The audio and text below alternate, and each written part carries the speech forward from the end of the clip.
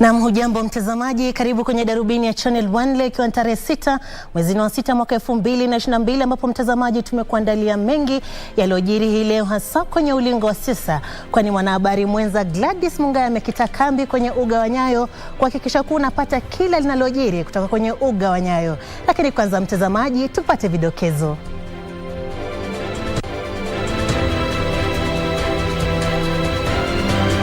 Waniaji wane tu watimiza masharti ya IEBC kuwania urais kwa mujibu wa mwenyekiti Wafula Chebukati. Nyafuini kwa aliyekuwa gavana wa Nairobi Mike Sonko, mahakama ikimruhusu kuwasilisha hati zake kwa IEBC. Na serikali yaimarisha operesheni ya usalama katika kaunti ya Marsabit kunasa bunduki zaidi zinazomilikiwa kinyume cha sheria.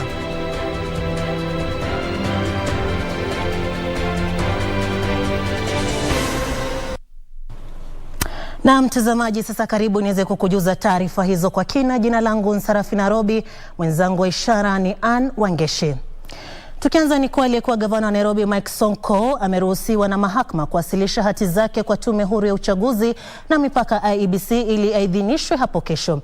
Jopo la majaji watatu liloteuliwa kusikiza kesi 9 zilizojumuishwa pamoja kuhusu iwapo waniaji ambao uadilifu wao unatiliwa shaka wanafaa kuwania litasikiza kesi hiyo siku ya Alhamisi tarehe 9 mwezi huu.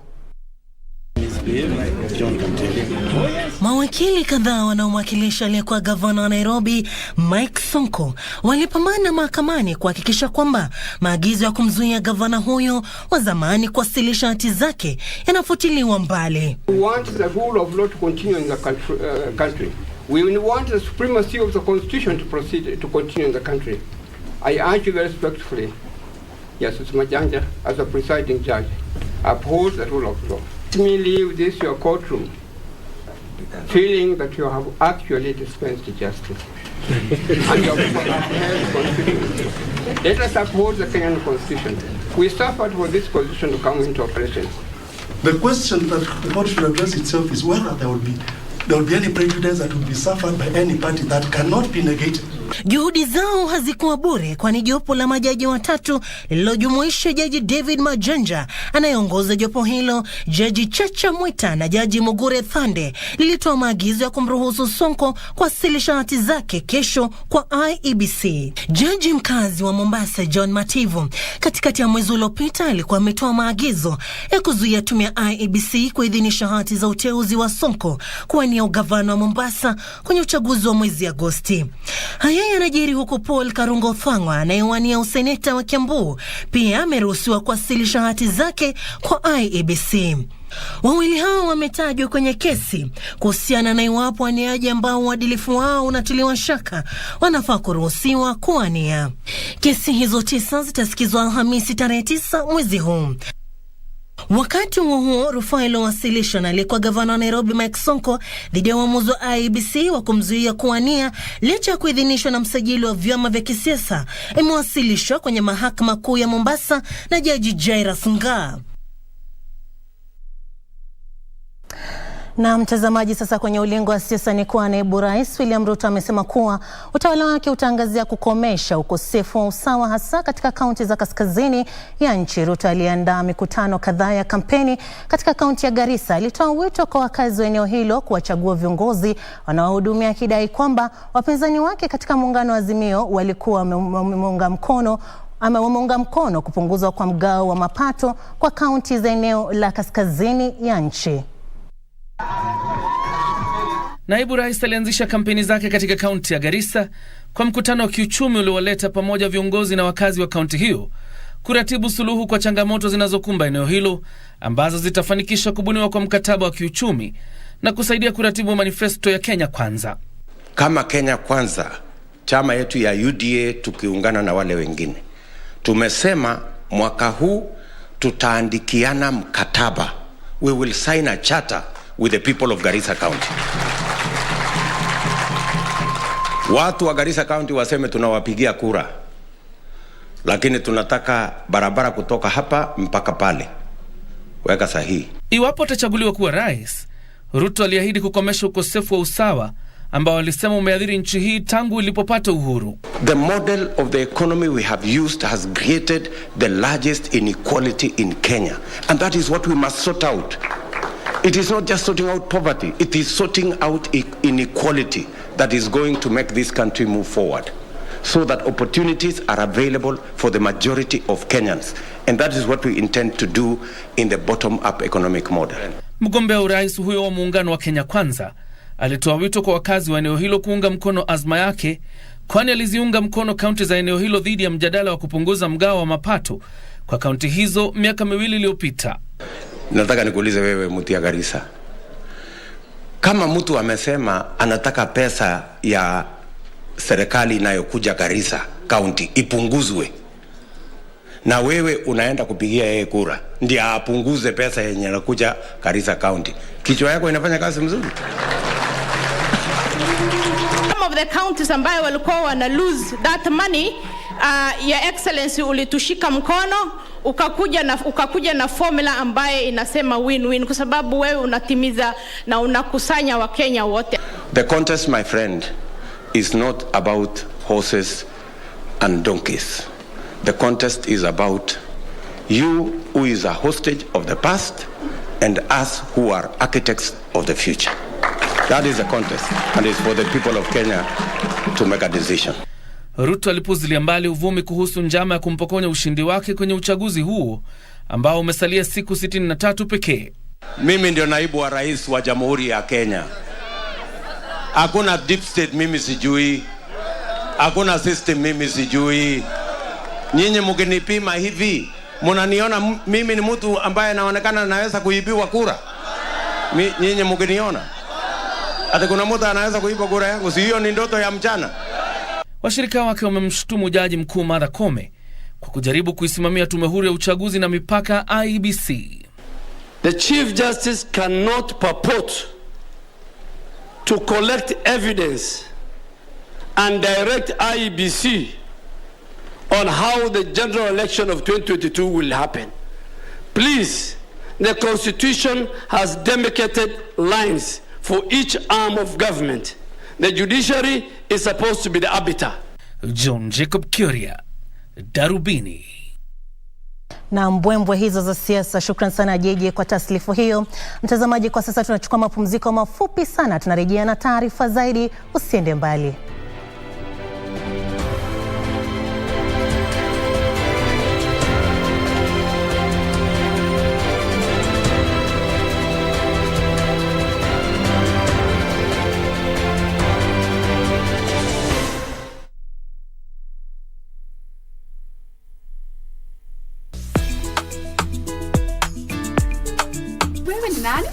Kwani wewe ndio nani?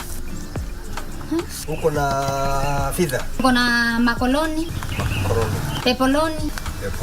Na hayawani? Pinga mtu anafikiria wewe ni president wa Zimbabwe. Mimi ni princess wa nini? Wales. Hoho. Yes. Na filifili. Yes. Hata haijafikwa. Ndio unaita fisa. Ya usikie kitu mzuri ni vanilla. Very nice for you. Huyu ni nani? Wewe, who are you? Haumjui? Si wewe ndio umemwajiri kazi? Nani? Do you have a news story to share with KBC? Get in touch swiftly on email news@kbc.co.ke or call 0723-892-654 or 0734-780-124. All I do is win. I wake up, I win. I close my eyes, and I win. We got a emergency, girlfriend.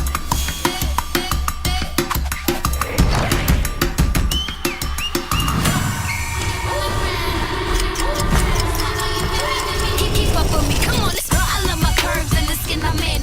Switch it up, turn it around, take it up again. Come on, let's go. Keep winning till the world stops spinning. Independent women, come on, now let's get it. I'ma keep winning till the world stops. Wow, you look great. Did you just come from the salon? Darling Abuja, braids that stay salon fresh no matter what.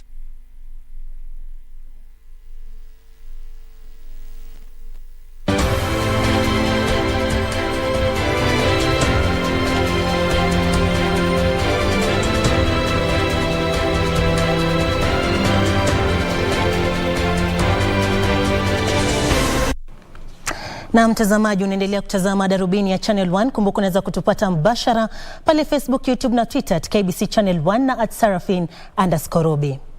Tukiendelea, kwa vijana wamehimizwa wawasilishe maombi ya kupata pesa ya hazina ya ustawi wa kibiashara ili kufadhili biashara zao ndogo ndogo na zile za kadri, huku serikali ikiazimia kuimarisha utoaji mikopo katika kila kipindi cha matumizi ya pesa za serikali. Waziri wa teknolojia ya mawasiliano ya habari na ubunifu Joe Musheru alisema kuwa shilingi bilioni 14.5 zimetolewa kufikia sasa tangu kuanzishwa kwa hazina hiyo. Mwaka 2007 serikali ilianzisha hazina ya ustawi wa vijana kama mojawapo wa miradi mikuu ya ruwaza ya mwaka 2030 chini ya nguzo ya kijamii. Hazina hiyo iliyowekea msingi katika ustawi wa biashara ilinuiwa kuimarisha fursa za kiuchumi kwa vijana wa humu nchini katika ujenzi wa taifa. Waziri Joe Musheru amekariri kwamba kufikia sasa hazina hiyo imetoa shilingi bilioni 14.8 tangu ilipoanzishwa. A lot of people during the COVID time have been helped. Over 1.1 billion was disbursed during that time. Why it is important to use other people's money to be able to develop. You know, at the moment, there are all these discussions about loans and loans being bad. But you know, we have not only the Youth Fund and many other funds, Fuliza and others, that are really benefiting people. People know the value that they get from that. So we want to make sure that it is understood and that it is bigger for people to see that even the country itself, when we get money from other people, even in terms of loans, we're able to multiply that. Musheru aliwahimiza vijana zaidi kuwasilisha maombi ya kupata fedha kupitia kwa afisi za kaunti, huku mwenyekiti wa hazina hiyo Victor Mwongera akisema kuwa hazina hiyo inaazimia kufanikisha biashara za vijana ili kuziunganisha na zile kubwa. I think from the Youth Fund, our message is we encourage young people to come take these loans. These loans are very affordable, very available to them, and they are loans that any young person can access and can help grow their business. No matter what idea they have, as long as it is viable, the government is here to support. Na katika juhudi za kuwapa vijana mafunzo kuhusu jinsi ya kuimarisha utekelezaji biashara nchini, hazina hiyo kupitia kwa bodi yake imeanzisha mtaala wa hazina ya vijana na chuo kikuu cha KCA kwa ushirikiano na chuo kikuu cha Nottingham. In partnership with KCA University and the University of Nottingham, with financing from the British Council, we've carried out a joint research to establish the bottlenecks to youth entrepreneurship. We have identified gaps, and so therefore we jointly are working on a revised curriculum that will address those gaps so that we are better able to deliver training programs to young people so that we can spur entrepreneurship amongst them. Waliyasema hayo wakati wa hafla ya kutoa mafunzo kwa wafanyikazi wa hazina ya ustawi wa vijana. Frederick Mwoki, Darubini. Na mtazamaji, kwenye sekta ya elimu ni kuwa kuna madarasa ya kutosha kwa wanafunzi wanaojiunga na junior secondary. Akiongea katika shule ya sekondari ya Mwiki alipozindua madarasa ya mtaala mpya wa elimu, waziri wa elimu Profesa George Magoha alisema serikali itatumia mfumo wa Global Positioning System yani GPS kuwateua wanafunzi watakaojiunga na shule za junior secondary kote nchini. Magoha alitoa hakikisho kwamba awamu ya pili ya ujenzi wa madarasa ya mtaala mpya wa elimu utazinduliwa Ijumaa wiki hii. Kumekuwa na hisia tofauti kuhusu iwapo nchi hii itakuwa na madarasa ya kutosha kwa wanafunzi wanaojiunga na shule za sekondari chini ya mtaala mpya wa elimu. Hii leo waziri wa elimu Profesa George Magoha aliondolea mbali wasiwasi huyo na badala yake akatoa hakikisho kwamba ujenzi wa madarasa ya mtaala mpya wa elimu unaendelea kote nchini na itakamilika kwa wakati ufaao. There should be no fear as to what is going to happen to the children. The government is pretty well prepared. The only one thing that I keep saying is that the process of how the children are going to apply to go into to junior secondary school is being worked on, and we shall make sure that the children are advised as to how to apply, to where to go. The usual cutthroat competition, I think, will wait until year 9. Vilevile waziri alisema serikali itatumia mfumo wa Global Positioning GPS kuwateua wanafunzi watakaojiunga na shule za sekondari kote nchini. Profesa Magoha vilevile alisema awamu ya pili ya ujenzi wa madarasa ya mtaala mpya wa elimu itazinduliwa Ijumaa wiki hii. Public should know that we shall have enough classrooms because we are providing them at a lower rate. As far as labs are concerned, the junior secondary school, majorly about 99.5% are going to be in high schools. Those high schools have labs. We have said before that the government has already put every school on GIS, even this one. So even if the teacher tells me they require 10 classrooms, I don't listen. I will go to the GIS and check. And then we give them the exact number of classrooms that they have. There's a plan for that. Government is continuous. So for us, we want to leave this government in good state for the next one to come and continue. Magoha alisema serikali itaendelea kuwekeza katika shule za junior secondary. There's a narrative that we are not prepared, that it's too expensive, that there is no money. Let me just end by re-emphasizing the fact that the government of Uhuru Muigai Kenyatta, which is going out here, spends the maximum amount of money in education in the whole of the continent. Magoha alikuwa akizungumza baada ya kuzindua madarasa ya CBC katika shule ya sekondari ya Mwiki iliyopo kwenye kaunti ndogo ya Kasarani jijini Nairobi. Waziri Magoha alisema serikali imekamilisha ujenzi wa madarasa 6497 ya awamu ya kwanza ya ujenzi wa madarasa 10,000.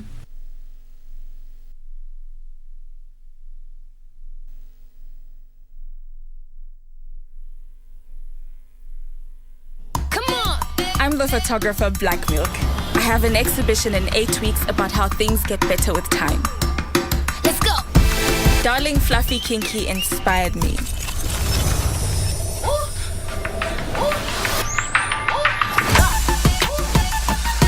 That looks amazing. I'm seeing how the twists blend with her hair over time. How she actually feels more confident. Perfect. Yeah, that's perfect. She's really more beautiful every week. That's definitely worth celebrating. Darling Fluffy Kinky. Twists that get better every day, just like you. Top sports attractions on KBC Channel 1. In July, Kenya Morans face off against the DRC, Egypt and Senegal in the FIBA Basketball World Cup African qualifiers in Alexandria, Egypt from 1st to 3rd of July 2022. Also in July, Kenya plays South Africa in Rugby League test matches in Nairobi with the return fixtures set for October. Still in July, watch the World Athletic Championships from 15th to 24th July live from Oregon, USA as Kenyan athletes seek glory. Followed by the 22nd Commonwealth Games from 28th July to 8th August live from Birmingham, England. In August, join our coverage of the World Athletics Under-20 Championships from the 1st to 6th of August 2022 from Cali, Colombia. Then in November, catch the World Half Marathon Championships on 13th November from Yangzhou, China. Now that's what sets us apart as KBC Channel 1, your true sports partner. Shine.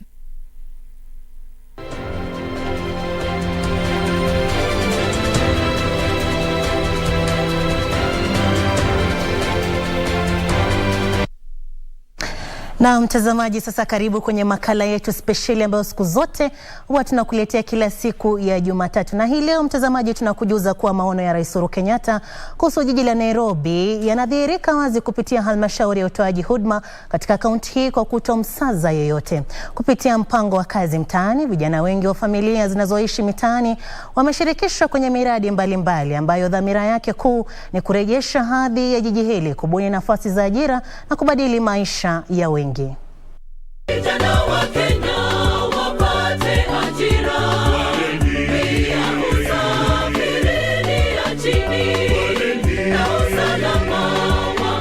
Kuzuka kwa COVID-19 nchini Kenya ilikuwa pigo la kiuchumi na kijamii. Maelfu ya watu walipoteza riziki. Kama kiongozi wa taifa, Rais Uhuru Kenyatta kwa haraka alibuni njia za kupunguza athari zake hasa kwa vijana. Chini ya uongozi wake, serikali ilizindua mpango wa kazi mtaani. We have seen by properly utilizing these monies, we have seen even a reduction in crime because people are positively engaged. This is what we would like to hear in all our sub-counties. Lengo kuu la mpango huo lilikuwa kuwezesha walioathirika kupata mkate wa kila siku. Hii mradi imeninua sana sababu serikali kazi yangu yote ilifunga sababu ya corona. Aidha, mpango huu ulikusudiwa kuboresha afya na usafi wa mazingira katika mitaa ya mabanda. Hiyo miaka ya awali kabla hii kazi itokee, nilikuwa snatcher boy. Nilikuwa na nyang'anya watu hata simu, siko naogopa. But sasa vile hii kazi ilitokea, mimi nikajiamulia, nikawacha hiyo drugs. Idadi kubwa ya vijana waliandikishwa katika mpango huu jijini Nairobi. Hapa kwenye huu mradi niko kwenye kutengeneza barabara yenye rais amesema agenda amepatia vijana. Sasa ametuchagua hapa town kama sisi masafara tufanye hii kazi. Katika juhudi za kuipa sura mpya mji mkuu, serikali pia iliyashirikisha familia za mitaani katika mpango huu. Nimekuwa nikitembea na gunia sana, lakini imefika wakati tukapata kazi hii ya kutengeneza barabara. Naona hii kazi inanipeleka vizuri sababu vile nimekuwa tu huko na hao machokosi wenzangu, nikasikianga hapo kwa best yangu mwingine hapo akanipigia hiyo story, hapa kuna job, nikakuja, Mungu naye akanisaidia, nikachukuliwa. Our neighborhoods are beginning to look cleaner and we have hundreds of young people, especially those in vulnerable communities in the city who are today earning a living, and thousands of households are receiving water closer to home. This is encouraging, but we cannot but emphasize that much work still remains to be done. Wale walionufaika kutokana na mpango huu hawana lingine ila shukran kwa Rais Kenyatta. Tumeona at least Orezo anatufikiria as street children, anatufikiria, so tunaweza sema hongera kwake.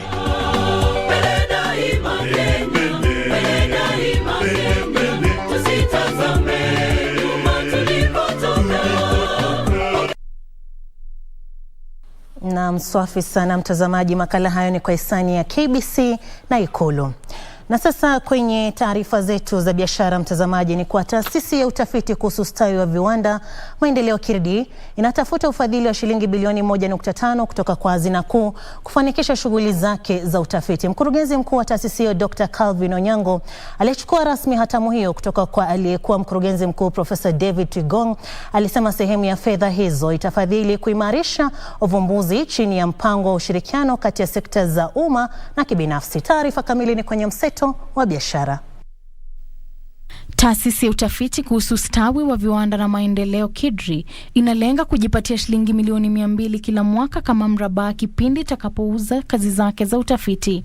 Mkurugenzi mkuu mpya wa shirika hilo Dr. Calvin Onyango amesema taasisi ya KIRDI inapania kushirikiana na wawekezaji chini ya mpango wa ushirikiano kati ya sekta za umma na kibinafsi kuanzisha uvumbuzi wa hati miliki katika muda wa miaka 5 ijayo.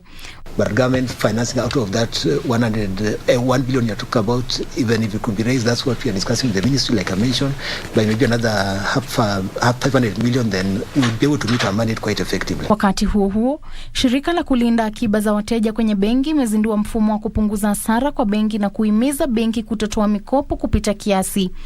Afisa mkuu mtendaji wa shirika hilo Ahmed Mohamud amesema kutozingatia uongozi bora katika mashirika ni hatari kwa benki za kibiashara na taasisi ndogo za kifedha, ndiposa ipo haja ya kubuni mfumo thabiti wa utoaji mikopo. We want to see the assets in these banks. We want banks to have very good assets that in the unlikely event of a problem, we can quickly resolve that bank without closing any door. Kwingineko, wakulima wa kahawa watanufaika na mpango wa mafunzo unaolenga kuongeza uzalishaji na mapato.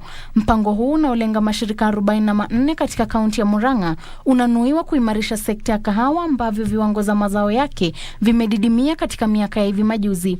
Hatimaye, kampuni ya Pwani Oil imekatiza shughuli zake katika kiwanda chake kilichoko kaunti ya Kilifi kutokana na uhaba wa sarafu ya dola na changamoto za kuagiza malighafi ya kutengeneza mafuta kutoka Indonesia. Kampuni hiyo imesisitiza hatua hiyo kwa muda na bidhaa zake zitasambazwa katika maduka ya rejareja.